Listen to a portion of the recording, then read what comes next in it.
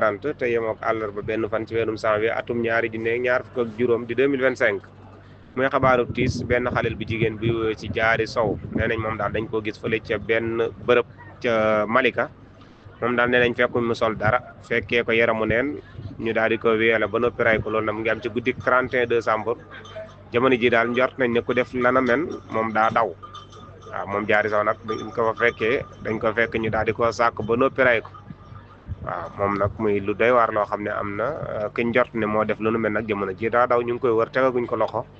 muy mbir moo xam ne mu yéeme la am démb ci fanweeri fan ak benn ci weerum janvier 2024 ci weerum décembre 2024 njeextalu atum 2024 mi muy xabaar bu doy waar fële ca Malika ca Ndak. rajo kon mi ngi noonu xale bu jigéen bi ngeen dégg ñe dañ ko violé ginnaaw sa ñu faat ko fële ca Malika mu ngi tudd Jaari Sow